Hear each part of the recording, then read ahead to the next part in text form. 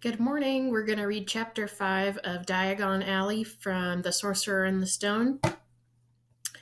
Harry woke early the next morning. Although he could tell it was daylight, he kept his eyes shut tight. It was a dream, he told himself firmly. I dreamed a giant called Hagrid came to tell me I was going to a school for wizards. When I open my eyes, I'll be at home in my cupboard. There was suddenly a loud tapping noise. And there's Aunt Petunia knocking on the door, Harry thought, his heart sinking. But he still didn't open his eyes. It had been such a good dream. Tap, tap, tap. All right, Harry mumbled. I'm getting up. He sat up, and Hagrid's heavy coat fell off him. The hut was full of sunlight, the storm was over, Hagrid himself was asleep on the collapsed sofa, and there was an owl rapping its claw on the window, a newspaper held in its beak. Harry scrambled to his feet, so happy he felt as though a large balloon was swelling inside him. He went straight to the window and jerked it open. The owl swooped in and dropped the newspaper on top of Hagrid, who didn't wake up. The owl then fluttered onto the floor and began to attack Hagrid's coat. Don't do that! Harry tried to wave the owl out of the way, but it snapped its beak fiercely at him and carried on savaging the coat. Hagrid, said Harry loudly, there's an owl! Pay him, Hagrid grunted into the sofa. What? He wants payin' for deliverin' the paper. Look in the pockets. Hagrid's coat seemed to be made of nothing but pockets. Bunches of keys, slug pellets, balls of string, peppermint humbugs, tea bags. Finally, Harry pulled out a handful of strange-looking coins. Give him 5 nuts, said Hagrid sleepily. Nuts? The little bronze ones. Harry counted out 5 little bronze coins, and the owl held out his leg so Harry could put the money into a small leather pouch tied to it. Then he fell off through the open window. Hagrid yawned loudly, sat up, and stretched. Best be off, Harry. Lots to do today. Gotta get up to London and buy all your stuff for school. Harry was turning over the wizard coins and looking at them. He had just thought of something that made him feel as though the happy balloon inside him had got a puncture. Hagrid? Said Hagrid, who was pulling on his huge boots. I haven't got any money, and you heard Uncle Vernon last night. He won't pay for me to go and learn magic. Don't worry about that, said Hagrid, standing up and stretching his head. Do you think your parents didn't leave you with anything? But if their house was destroyed... They didn't keep their gold in the house, boy. Now, first stop for us is Gringotts, Wizard's Bank. Have a sausage, they're not bad cold, and I wouldn't say no to a bit of your birthday cake, neither. Wizards have banks? Just the one, Gringotts, run by goblins. Harry dropped the bit of sausage he was holding. Goblins? Yeah, so you'd be mad to try and rob it, I'll tell you that. Never mess with goblins, Harry. Gringotts is the safest place in the world for anything you want to keep safe, except maybe Hogwarts. As a matter of fact, I gotta visit Gringotts anyway, for Dumbledore. Hogwarts business. Hagrid drew himself up proudly. He usually gets me to do important stuff for him. Fetching you, getting things from Gringotts, knows he can trust me, see? Got everything? Come on, then. Harry followed Hagrid out onto the rock. The sky was quite clear now, and the sea gleamed in the sunlight. The boat Uncle Vernon had hired was still there, with a lot of water in the bottom after the storm. How did you get here? Harry asked, looking around for another boat. Flew, said Hagrid. Flew? Yeah, but we'll go back in this. Not supposed to use magic now I've got ya. They settled down in the boat, Harry still staring at Hagrid, trying to imagine him flying. Seems a shame to row, though, said Hagrid, giving Harry another of his sideway looks. If I was to, speed things up a bit, would you mind not mention it at Hogwarts? Of course not, said Harry, eager to see more magic.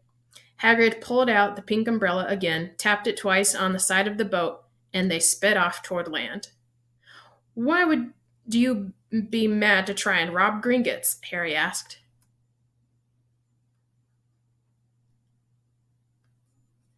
Spells, enchantments, said Hagrid, unfolding his newspaper as he spoke. They say there's dragons guarding the high security vaults. And then you've got to find your way. Gringotts is hundreds of miles under London Sea, deep under the underground. You'd die of hunger trying to get out if you did manage to get your hands on something. Harry sat and thought about this while Hagrid read his newspaper, the Daily Prophet. Harry had learned from Uncle Vernon that people liked to be left alone while they did this, but it was very difficult. He'd never had so many questions in his life. Ministry of Magic messing things up as usual, Hagrid muttered, turning the page. There's a Ministry of Magic? Harry asked, before he could stop himself. Course, said Hagrid. They want Dumbledore for minister, of course, but he'd never leave Hogwarts, so old Cornelius Fudge got the job. Bungler if there ever was one. So he pelts Dumbledore with owls every morning asking for advice. But what does a Ministry of Magic do? Well, their main job is to keep it from the muggles that there isn't still witches and wizards up and down the country. Why? Why? Blimey, Harry, everyone be wanting magic solutions to their problems. Nah, we're best left alone. At this moment, the boat bumped gently into the harbor wall. Hagrid folded up his newspaper, and they clambered up the stone steps onto the street. Passers-by stared a lot at Hagrid as they walked through the little town to the station. Harry couldn't blame them. Not only was Hagrid twice as tall as anyone else, he kept pointing at perfectly ordinary things like parking meters and saying loudly, "See that, Harry? Things these muggles dream up, eh?" "Hagrid," said Harry, panting a bit as he ran up to keep up with them. "Did you say there are dragons at Gringotts?" "Well, so they say," said Hagrid. "Crikey, I'd like a dragon." "You'd like one?" "Wanted one ever since I was a kid. Here we go." They had reached the station. There was a train to London in 5 minutes' time. Hagrid, who didn't understand muggle money, as he called it, gave the bills to Harry so he could buy their tickets. People stared more than ever on the train. Hagrid took up 2 seats and sat knitting what looked like a canary yellow circus tent. "Still got your letter, Harry?" he asked as he counted stitches. Harry took the parchment envelope out of his pocket. "Good," said Hagrid. "There's a list there of everything you need." Harry unfolded a second piece of paper he hadn't noticed the night before and read, "Hogwarts School of Witchcraft and Wizardry, Uniform. First-year students will require 1. 3 sets of plain work robes, black. 2. 1 plain pointed hat, black, for day wear. 3. 1 pair of protective gloves, dragon hide or similar. 4. 1 winter cloak, black or silver with silver fastenings. Please note that all pupils' clothes should carry name tags. Course books. All students should have a copy of each of the following: The Standard Book of Spells, Grade 1, by Miranda Goshawk. A History of Magic, by Bathilda Bagshot. Magical Theory, by Adalbert Waffling. A Beginner's Guide to Transfiguration, by Emmerich Switch. 1,000 Magical Herbs and Fungi, by Philia Spore. Magical Draughts and Potions, by Arsenius Jigger. Fantastic Beasts and Where to Find Them, by Newt Scamander. The Dark Forces, A Guide to Self-Protection, by Quentin Trimble. Other equipment: 1 wand, 1 cauldron, pewter, standard size 2, 1 set of crystal phials, 1 telescope, 1 set of brass scales. Students may also bring an owl or a cat or a toad. Parents are reminded that first years are not allowed their own broomsticks. "Can we buy all this in London?" Harry wondered aloud. "If you know where to go," said Hagrid. Harry had never been to London before. Although Hagrid seemed to know where he was going, he was obviously not used to getting there in an ordinary way. He got stuck in the ticket barrier on the underground and complained loudly that the seats were too small and the trains too slow. "I don't know how the muggles manage without magic," he said as they climbed a broken-down escalator that led up to a bustling road lined with shops. Hagrid was so huge that he parted the crowd easily. All Harry had to do was keep close behind him. They passed bookshops and music stores, hamburger restaurants, and cinemas, but nowhere that looked as if it could sell you a magic wand. This was just an ordinary street full of ordinary people. Could there really be piles of wizard gold buried miles beneath them? Were there really shops that sold spell books and broomsticks? Might this not all be some huge joke that the Dursleys had cooked up? If Harry hadn't known that the Dursleys had no sense of humor, he might have thought so. Yet somehow, even though everything Hagrid had told him so far was unbelievable, Harry couldn't help trusting him. "This is it," said Hagrid, coming to a halt. "The Leaky Cauldron. It's a famous place." It was a tiny, grubby-looking pub. If Hagrid hadn't pointed it out, Harry wouldn't have noticed it was there. The people hurrying by didn't glance at it. Their eyes slid from the big bookshop on one side to the record shop on the other, as if they couldn't see the Leaky Cauldron at all. In fact, Harry had the most peculiar feeling that only he and Hagrid could see it. Before he could mention this, Hagrid had steered him aside. For a famous place, it was very dark and shabby. A few old women were sitting in a corner, drinking tiny glasses of sherry. One of them was smoking a long pipe. A little man in a top hat was talking to the old bartender, who was quite bald and looked like a toothless walnut. The low buzz of chatter stopped when they walked in. Everyone seemed to know Hagrid. They waved and smiled at him, and the bartender reached for a glass, saying, "The usual, Hagrid?" "Can't, Tom. I'm on Hogwarts business," said Hagrid, clapping his great hand on Harry's shoulder and making Harry's knees buckle. "Good Lord," said the bartender, peering at Harry. Can this be?" The Leaky Cauldron had suddenly gone completely still and silent. "Bless my soul," whispered the old bartender. "Harry Potter, what an honor." He hurried out from behind the bar, rushed toward Harry, and seized his hand, tears in his eyes. "Welcome back, Mr. Potter. Welcome back." Harry didn't know what to say. Everyone was looking at him. The old woman with the pipe was puffing on it without realizing it had gone out. Hagrid was beaming. Then there was a great scraping of chairs, and the next moment, Harry found himself shaking hands with everyone in the Leaky Cauldron. "Doris Crockford, Mr. Potter, can't believe I'm meeting you at last." "So proud, Mr. Potter. I'm just so proud. Always wanted to shake your hand. I'm all aflutter." "Delighted, Mr. Potter. Just can't tell you. Diggle's the name. Daedalus Diggle." "I've seen you before," said Harry, as Daedalus Diggle's top hat fell off in his excitement. "You bowed to me once in a shop." "He remembers!" cried Daedalus Diggle, looking around at everyone. "Did you hear that? He remembers me!" Harry shook hands again and again. Doris Crockford kept coming back for more. A pale young man made his way forward, very nervously. One of his eyes was twitching. "Professor Quirrell," said Hagrid. Harry, Professor Quirrell will be one of your teachers at Hogwarts." "Potter," stammered Professor Quirrell, grasping Harry's hand, "can't tell you how pleased I am to meet you." "What sort of magic do you teach, Professor Quirrell?" "The defense against the dark arts," muttered Professor Quirrell, as though he'd rather not think about it. "Not that you need it, eh, Potter?" He laughed nervously. "You'll be getting all your equipment, I suppose. I've got to pick up a new book on vampires myself." He looked terrified at the very thought. But the others wouldn't let Professor Quirrell keep Harry to himself. It took almost 10 minutes to get away from all of them. At last, Hagrid managed to make himself heard over the babble. "Must get on, lots to buy. Come on, Harry."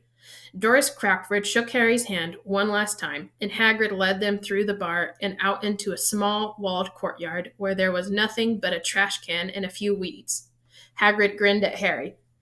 "Told you, didn't I? Told you was famous. Even Professor Quirrell was trembling to meet you. Mind you, he's usually trembling." "Is he always that nervous?" "Oh yeah, poor bloke. Brilliant mind. He was fine while he was studying out of books, but then he took a year off to get some first-hand experience. They say he met vampires in the Black Forest, and there was a nasty bit of trouble with a hag. Never been the same since. Scared of the students, scared of his own subject. Now, where's me umbrella?" Vampires? Hags? Harry's head was swimming. Hagrid, meanwhile, was counting bricks in the wall above the trash can. 3 up, 2 across, he muttered. "Right, stand back, Harry." He tapped the wall 3 times with the point of his umbrella. The brick he had touched quivered, it wriggled, In the meantime, a small hole appeared. It grew wider and wider. A second later, they were facing an archway large enough even for Hagrid, an archway onto a cobbled street that twisted and turned out of sight. "Welcome," said Hagrid, "to Diagon Alley." He grinned at Harry's amazement. They stepped through the archway. Harry looked quickly over his shoulder and saw the archway shrink instantly back into the solid wall. The sun shone brightly on a stack of cauldrons outside the nearest shops. Cauldrons, all sizes, copper, brass, pewter, silver, self-stirring, collapsible, said a sign hanging over them. "Yeah, you'll be needin' one," said Hagrid, "but we gotta get your money first." Harry wished he had about 8 more eyes. He turned his head in every direction as they walked up the street, trying to look at everything at once. The shops, the things inside them, the people doing their shopping.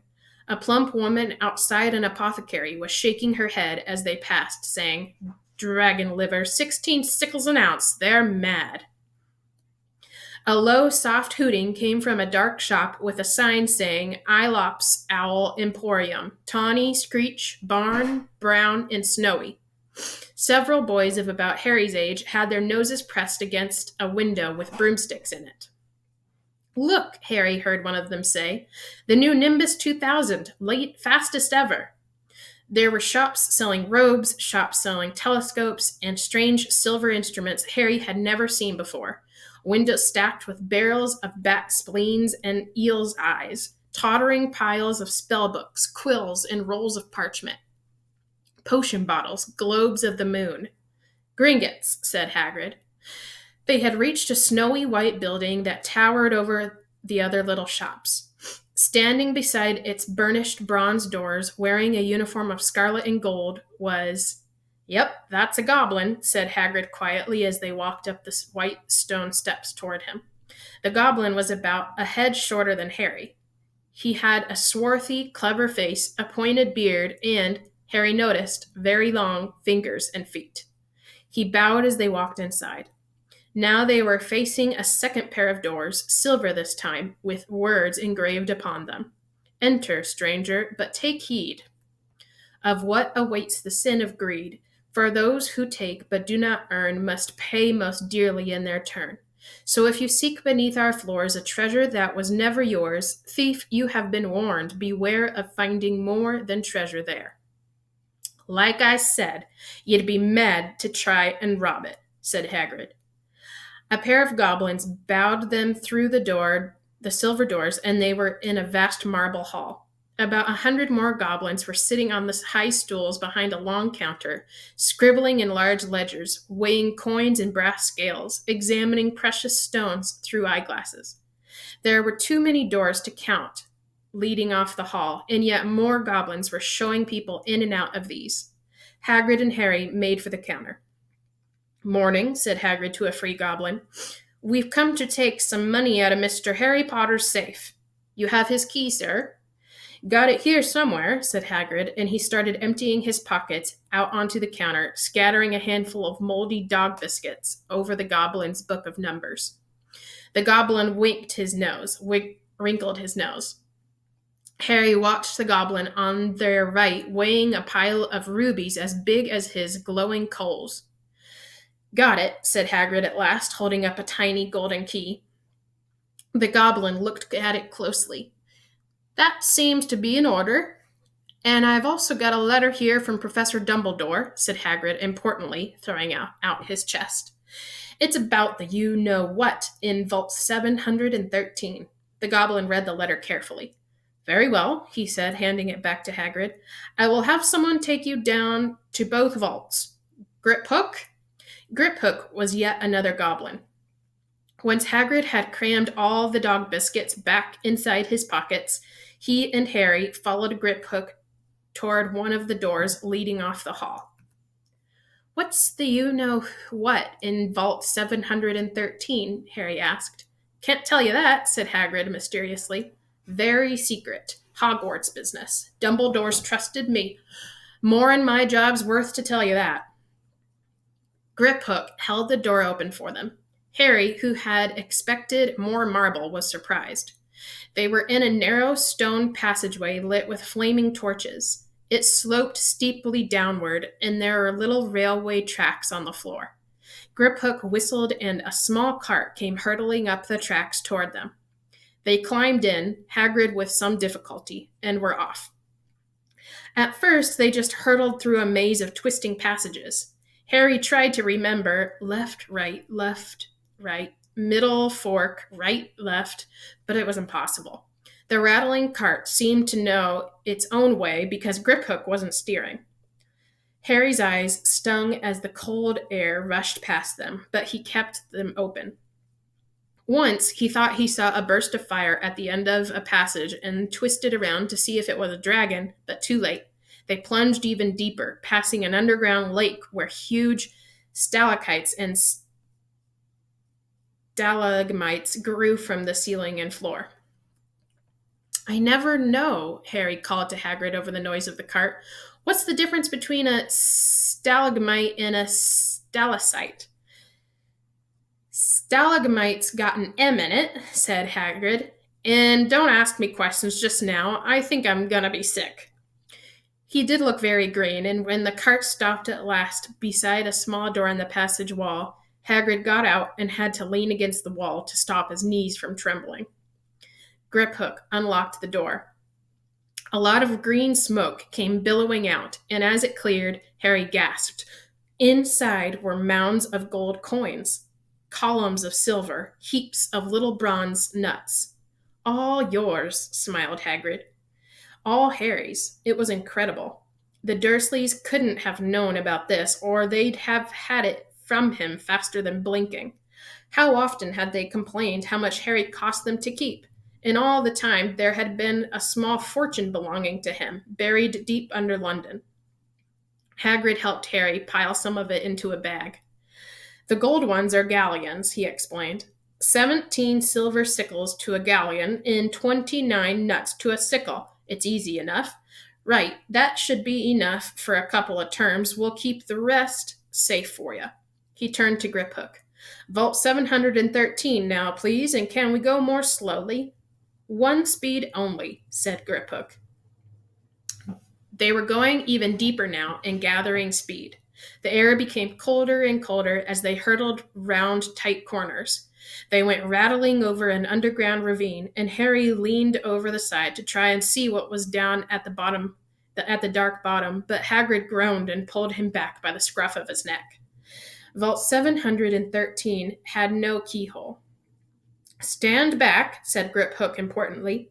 He stroked the door gently with one of his long fingers, and it simply melted away. If anyone but a Gringotts goblin tried that, they'd be sucked through the door and trapped in there, said Griphook. How often do you check to see if anyone's inside? Harry asked. About once every 10 years, said Griphook with a rather nasty grin. Something really extraordinary had to be inside this top-secret vault, Harry was sure, and he leaned forward eagerly, expecting to see fabulous jewels at the very least. But at first he thought it was empty. Then he noticed a grubby little package wrapped up in brown paper lying on the floor. Hagrid picked it up and tucked it deep inside his coat. Harry longed to know what it was, but knew better than to ask. Come on, back in this infernal cart, and don't talk to me on the way back. It's best if I keep me mouth shut, said Hagrid. One wild cart ride later, they stood blinking in the sunlight outside Gringotts. Harry didn't know where to run first now that he had a bag full of money. He didn't have to know how many galleons there were to a pound to know that he was holding more money than he'd had in his whole life, more money than even Dudley had ever had. Might as well get your uniform, said Hagrid, nodding toward Madame Malkin's robes for all occasions. Listen, Harry, would you mind if I slipped off for me pick-me-up in the Leaky Cauldron?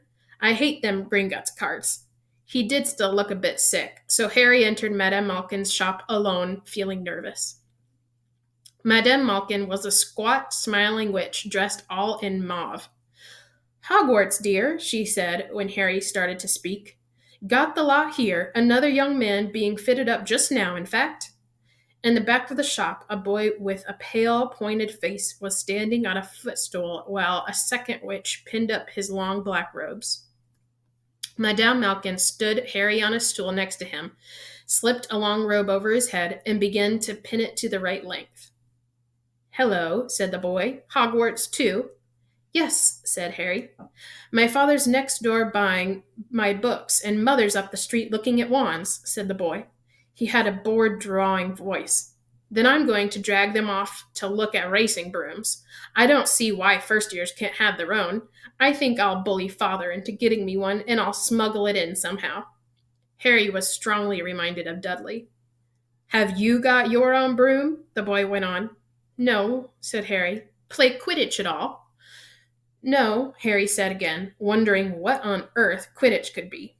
"I do. Father says it's a crime if I'm not picked to play for my house, and I must say I agree. Know what house you'll be in yet?" "No," said Harry, feeling more stupid by the minute. "Well, no one really knows until they get there, do they? But I know I'll be in Slytherin. All our family have been. Imagine being in Hufflepuff. I think I'd leave, wouldn't you?" Said Harry, wishing he could say something a bit more interesting. "I say, look at that man," said the boy suddenly, nodding toward the front window. Hagrid was standing there, grinning at Harry and pointing at two large ice creams to show he couldn't come in.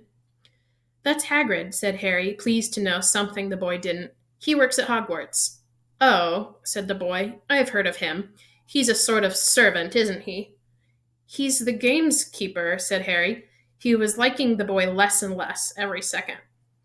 "Yes, exactly. I heard he's sort of savage, lives in a hut on the school grounds, and every now and then he gets drunk, tries to do magic, and ends up setting fire to his bed." "I think he's brilliant," said Harry coldly. "Do you?" said the boy with a slight sneer. "Why is he with you? Where are your parents?" "They're dead," said Harry shortly. He didn't feel much like going into the matter with this boy. "Oh, sorry," said the other, not sounding sorry at all. "But they were our kind, weren't they?" "They were a witch and a wizard, if that's what you mean." "I really don't think they should let the other sort in, do you? They're just not the same. They've never been brought up to know our ways. Some of them have never even heard of Hogwarts until they get the letter, imagine. I think they should keep it in the old wizarding families. What's your surname, anyway?" But before Harry could answer, Madame Malkin said, "That's you done, my dear."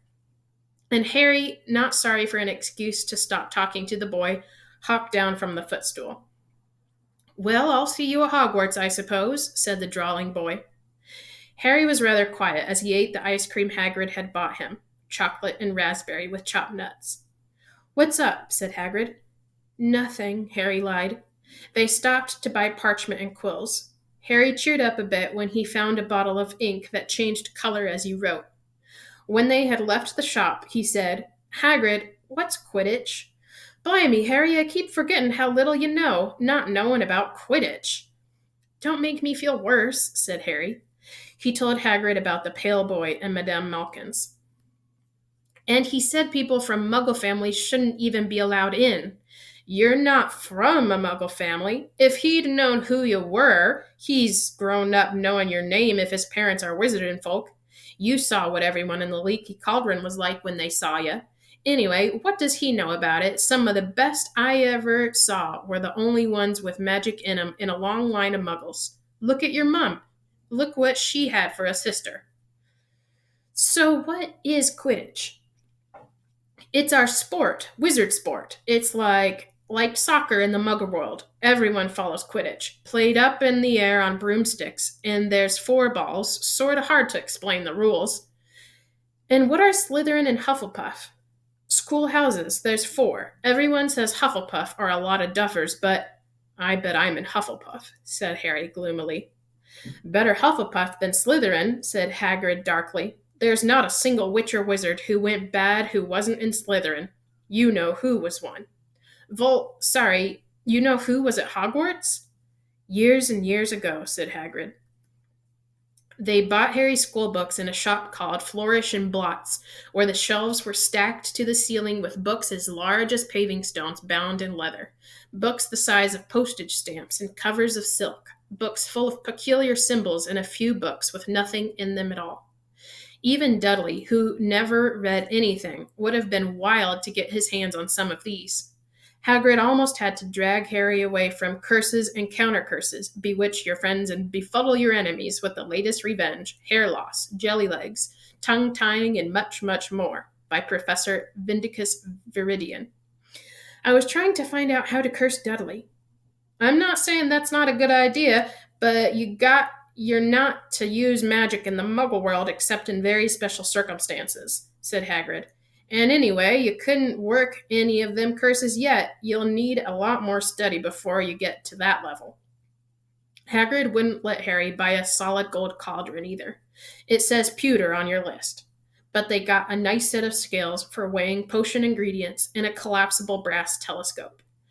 Then they visited the apothecary, which was fascinating enough to make up for its horrible smell, a mixture of bad eggs and rotted cabbages.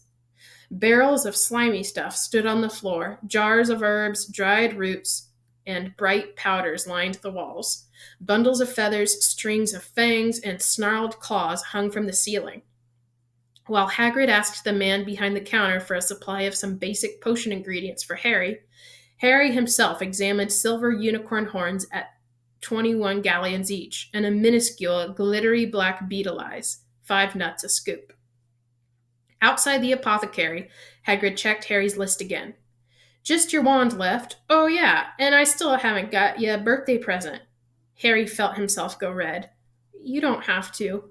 I know I don't have to. Tell you what, I'll get your animal. Not a toad. Toads went out of fashion years ago. You'd be laughed at.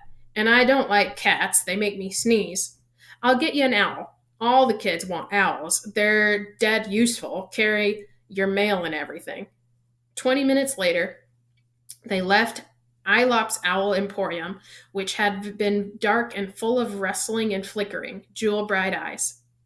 Harry now carried a large cage that held a beautiful snowy owl, fast asleep with her head under her wing. He couldn't stop stammering his thanks, sounding just like Professor Quirrell. Don't mention it, said Hagrid gruffly. Don't expect you'd had a lot of presents from the Dursleys. Just Ollivanders left now. Only place for wands, Ollivanders, and you gotta have the best wand. A magic wand. This was what Harry had been really looking forward to. The last shop was narrow and shabby. Peeling gold letters over the door read, Ollivanders, makers of fine wands since 382 BC. A single wand lay on a faded purple cushion in the dusty window. A tinkling bell rang somewhere in the depths of the shop as they stepped inside. It was a tiny place, empty except for a single spindly chair that Hagrid sat on to wait. Harry felt strangely as though he had entered a very strict library. He swallowed a lot of new questions that had just occurred to him and looked instead at the thousands of narrow boxes piled neatly right up to the ceiling. For some reason, the back of his neck prickled. The very dust and silence in here seemed to tingle with some secret magic. Good afternoon, said a soft voice. Harry jumped. Hagrid must have jumped too, because there was a loud crunching noise and he got quickly off the spindly chair. An old man was standing before them, his wide, pale eyes shining like moons through the gloom of the shop. Hello, said Harry awkwardly. Ah, yes, said the man. Yes, I thought I'd be seeing you soon. Harry Potter. It wasn't a question. You have your mother's eyes. It seems only yesterday she was in here herself, buying her first wand. 10 1/4 inches long, swishy, made of willow. Nice wand for charm work. Mr. Ollivander moved closer to Harry. Harry wished he would blink. Those silvery eyes were a bit creepy. Your father, on the other hand, favored a mahogany wand, 11 inches, pliable, a little more power and excellent for transfiguration. Well, I say your father favored it. It's really the wand that chooses the wizard, of course. Mr. Ollivander had come so close that he and Harry were almost nose to nose. Harry could see himself reflected in those misty eyes. And that's where... Mr. Ollivander touched the lightning scar on Harry's forehead with a long white finger. I'm sorry to say I sold the wand that did it, he said softly. 13.5 inches. You, powerful wand, very powerful, and in the wrong hands, well, if I had known what that wand was going out into the world to do. He shook his head, and then, to Harry's relief, spotted Hagrid. Rubius Hagrid, how nice to see you again. Oak, 16 inches, rather bendy, wasn't it? It was, sir, yes, said Hagrid. Good wand, that one, but I suppose they snapped it in half when you got expelled, said Mr. Ollivander, suddenly stern. Yes, they did, yes, said Hagrid, shuffling his feet. I've still got the pieces, though, he added brightly. But you don't use them, said Mr. Ollivander sharply. Oh, no, sir, said Hagrid quickly. Harry noticed he gripped his pink umbrella very tightly as he spoke. Said Ollivander, giving Hagrid a piercing look. Well now, Mr. Potter, let me see. He pulled a long tape measure with silver markings out of his pocket. Which is your wand arm? Well, I'm right-handed, said Harry. Hold out your arm. That's it. He measured Harry from shoulder to finger, then wrist to elbow, shoulder to floor, knee to armpit, and round his head. As he measured, he said, Every Ollivander wand has a core of a powerful magical substance, Mr. Potter. We use unicorn hairs, phoenix tail feathers, and the heartstrings of dragons. No two Ollivander wands are the same, just as no two unicorns, dragons, or phoenixes are quite the same. And of course, you will never get such good results with another wizard's wand. Harry suddenly realized that the tape measure, which was measuring between his nostrils, was doing this on its own. Mr. Ollivander was flitting around the shelves, taking down boxes. That will do, he said, and the tape measure crumpled into a heap on the floor. Right then, Mr. Potter, try this one. Beechwood and dragon heartstring, 9 inches, nice and flexible. Just take it and give it a wave. Harry took the wand and, feeling foolish, waved it around a bit, but Mr. Ollivander snatched it out of his hand almost at once. Maple and phoenix feather, 7 inches, quite whippy, try. Harry tried, but he had hardly raised the wand when it too was snatched back by Mr. Ollivander. No, here, ebony and unicorn hair, 8.5 inches, springy. Go on, try it out. Harry tried and tried. He had no idea what Mr. Ollivander was waiting for.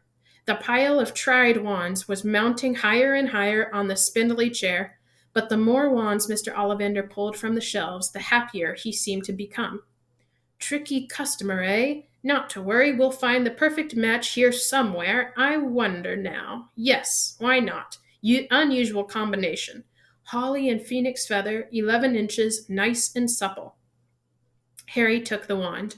He felt a sudden warmth in his fingers. He raised the wand above his head, brought it swishing down through the dusty air, and a stream of red and gold sparks shot from the end like a firework, throwing dancing spots of light on the walls. Hagrid whooped and clapped, and Mr. Ollivander cried, Oh, bravo! Yes, indeed! Oh, very good! Well! How curious! How very curious!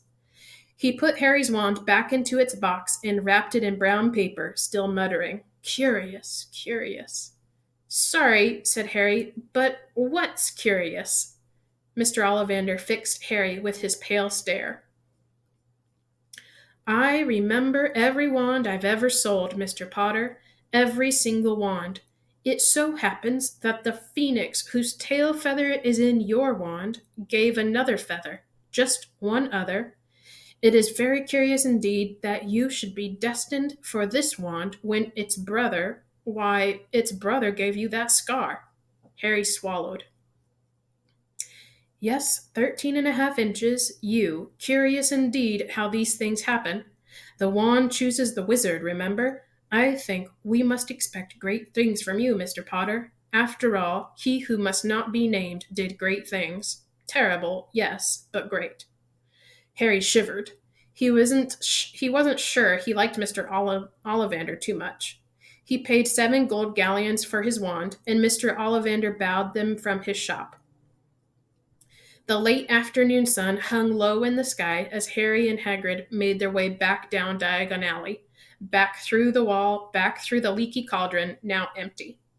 Harry didn't speak at all as they walked down the road. He didn't even notice how much people were gawking at him on the underground, laden as they were with all their funny-shaped packages, with the snowy owl asleep in its cage on Harry's lap.